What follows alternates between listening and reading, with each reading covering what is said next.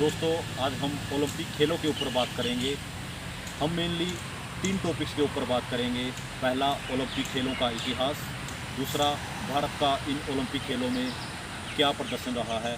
तीसरा, विश्लेषण करने की कोशिश करेंगे कि हमारा देश क्यों मेडल के मामले में कम रहता है और हमारा पड़ोसी देश चीन मेडल के मामले में हमेशा टॉप 5 देशों में रहता है। सो लेट्स दोस्तों, वीडियो शुरू करने से पहले मैं आप सब लोगों को गुजारिश करूंगा कि मेरे चैनल को सब्सक्राइब कीजिए, मेरी वीडियो को लाइक कीजिए और मेरी वीडियो पे कमेंट कीजिए। अगर मैं अच्छा काम कर रहा हूं तो उसको अप्रिशिएट कीजिए, और अगर मैं गलती कर रहा हूं तो प्लीज़ मुझे मेरी गलतियों के बारे में बताइए ताकि मैं आगे उन गलतियों को रिपीट ना करूं। तो आओ हम लोग बात करते हैं ओलंपिक इतिहास के बारे में। आधुनिक ओलंपिक खेलों की शुरुआत सन 1896 ईस्वी में हुई थी।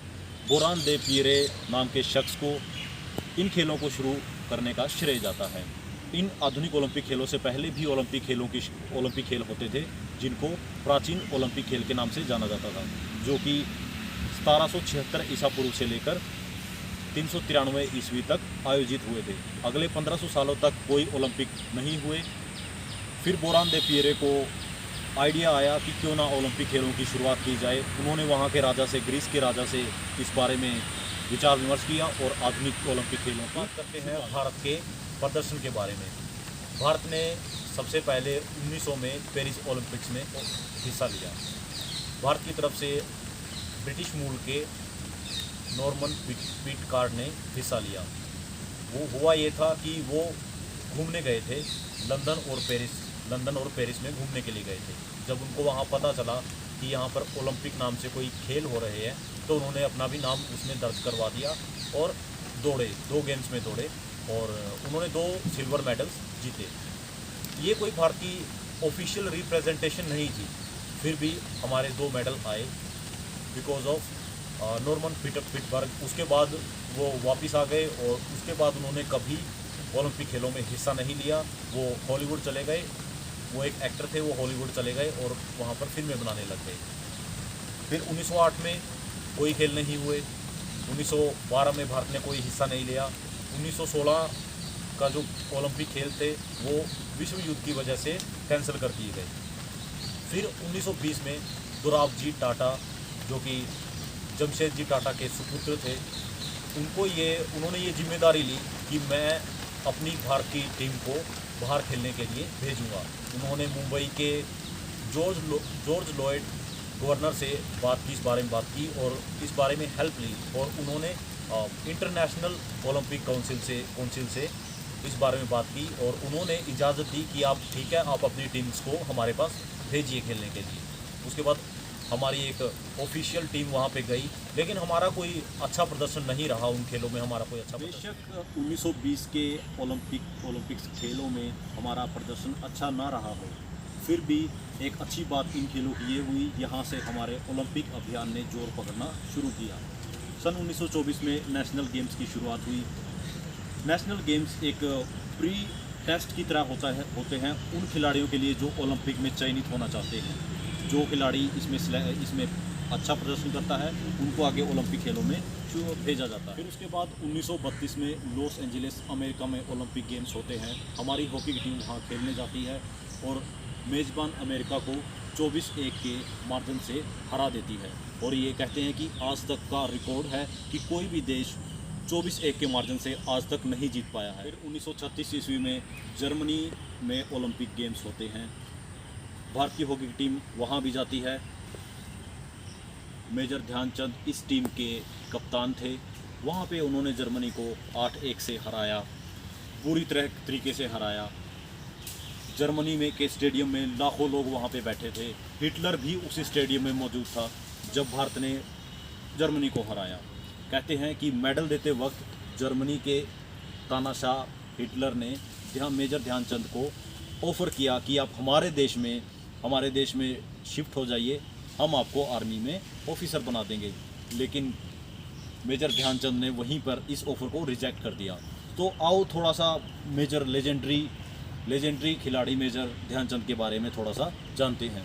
इनका जन्म 29 अगस्त सन 1905 ईस्वी में आज के प्रयागराज में हुआ था। कहते हैं कि ये अपनी हॉकी की प्रैक्टिस रेलवे ट्रैक पर किया करते थे। रेलवे ट्रैक पे बॉल रख के हॉकी से उसको गिरने नहीं दिया करते थे। इनको इतनी ज़बरदस्त प्रैक्टिस हो गई थी कि पूरे वर्ल्ड के अंदर उस टाइम इनका हॉकी में कोई सानी नहीं था। ओलंपिक्स खेलों के बाद 1940 और 1944 के ओलंपिक खेलों को द्वितीय विश्व युद्ध की वजह से कैंसिल कर दिया जाता है। अब आते हैं सन 1948 के ओलंपिक खेल। अब तक हमारा देश आज़ाद हो चुका था और चीफ द कमीशन का गठन हो चुका था, जो कि ओलंपिक में हमारी टीमों को लीड करता है, जो कि आज आधुनिक युग में भी वो करता है। इसके बाद 1952 के हेलेंस्की ओलंपिक होते हैं, जिसमें कि हमारा एक नया इतिहास बनता है।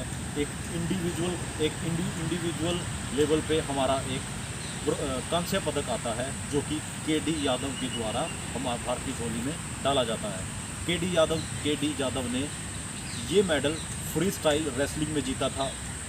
नॉर्मन पिटकार्ट ने जो मेडल जीता था, हो सकता है कि वो पहला मेडल हो भारत के लिए, परंतु वो ना तो एक ऑफिशियल विजिट थी भारत की और ना ही वो भारतीय मूल के खिलाड़ी थे। वो एक ब्रिटिश मूल के खिलाड़ी थे। वो उनके पिता भारत में नौकरी किया करते थे। वो पालन पोषण उनका भारत में ही हुआ था। इसलिए एक सोच बन गई है कि नॉर्मन पिटकार्ट पहले मेडलिस्ट भारत की ओर से हो सकते हैं। लेकिन भारतीय मूल के पहले इंडिविजुअल लेवल पे हमारा गोल्ड मेडल कांस्य पदक 1952 ईस्वी में आया था। हमें के.डी. यादव से उस टाइम बहुत उम्मीदें थी, क्योंकि उस टाइम वो बहुत अच्छा प्रदर्शन कर रहे थे फ्री स्टाइल रेसलिंग में। लेकिन बाद में उनको घुटनों की चोट की वजह से उन्होंने खेलना छोड़ दिया और महाराष्ट्र सरकार ने उनको महाराष्ट्र पुलिस सेवा में सब इंस्पेक्टर के पद पर नौकरी दी। बाद में वो पुलिस की टीमों को। अब आते हैं 1956 के मेलबोर्न ऑस्ट्रेलिया के ओलंपिक गेम्स। अब तक मेजर ध्यानचंद हॉकी टीम से रिटायर हो चुके थे, लेकिन हमारी हॉकी टीम का जलवा अब भी बरकरार था। उन्होंने फाइनल में पाकिस्तान को, जो कि हमारा चिर प्रतिद्वंदी देश है, उसको फाइनल में हराया और गोल्ड मेडल जीता। फिर सन 1960 में ओलंपिक्स होते हैं। सन 1960 के ओलंपिक्स में पाकिस्तान ने हमारी टीम को हराया और हमें सिर्फ सिल्वर मेडल से ही संतोष करना पड़ा।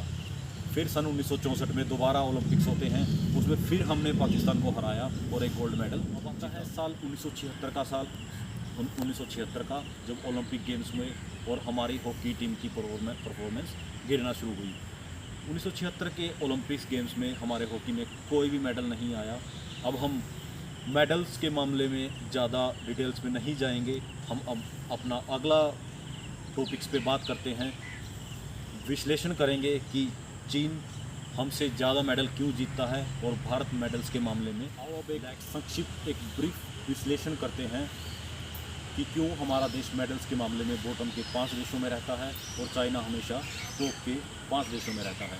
इस भाग पर बात करने से पहले मैं एक डिस्क्लेमर देना चाहता हूं कि मैं हर एक खिलाड़ी और उसके संघर्ष का दिल से सम्मान करता हूं, चाहे वो भारत का खिलाड़ी हो, चाहे वो पाकिस्तान का खिलाड़ी हो, या फिर वो। पिछले दिनों एक रिपोर्टर पूर्व धावक पी.टी. उषा जी के पास गया और सेम यही क्वेश्चन उनसे पूछा कि क्यों हमारा देश मेडल्स के मामले में पिछड़ रहा है।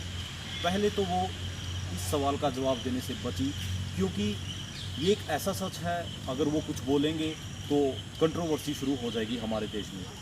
लेकिन सच बड़ा कड़वा है, हो सकता है कि हमारे देश के लिए हजम करना आसान ना हो।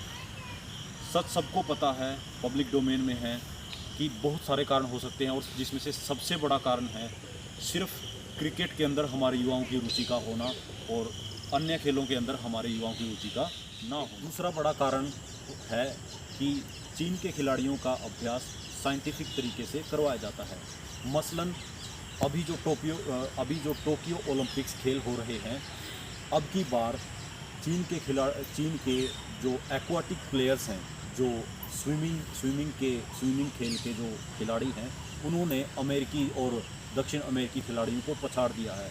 रीज़न इसके पीछे एक ही है कि उन खिलाड़ियों का अभ्यास जो बैलिस्टिक मिसाइल्स होती हैं, उनके एक फार्मूले के बेस पे उन्होंने उनके ऊपर रिसर्च की और उनको उसी फार्मूले से उनकी तैयारी करवाई। तभी उनका प्रदर्शन टोक्यो ओलंपिक्स के अंदर ज़बरदस्त रहा है, बजाय अमेरिकन। और आखिरी कारण कि हमारे देश में जो खेल फेडरेशंस हैं, उनमें राजनीति हावी रहती है, भाई भतीजावाद हावी रहता है और हमारे देश में कहीं ना कहीं गरीबी हमारे खिलाड़ियों को कहीं ना कहीं प्रदर्शन करने से, अभ्यास करने से रोकती है।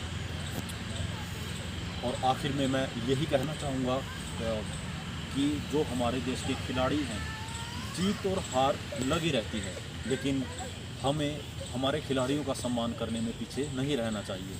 अभी जो न्यूज़ चल रही है कि वंदना कटारिया, जो कि महिला हॉकी की एक फॉरवर्ड खिलाड़ी हैं, जो भी खेल रही हैं, वो उत्तराखंड के रोशनाबाद से आती हैं। जब वो उधर एक मैच हार गए तो उन्हीं के गांव में 2 लोगों ने जाके उनके घर के सामने हंगामा किया और कुछ जाति सूचक शब्द भी कहे।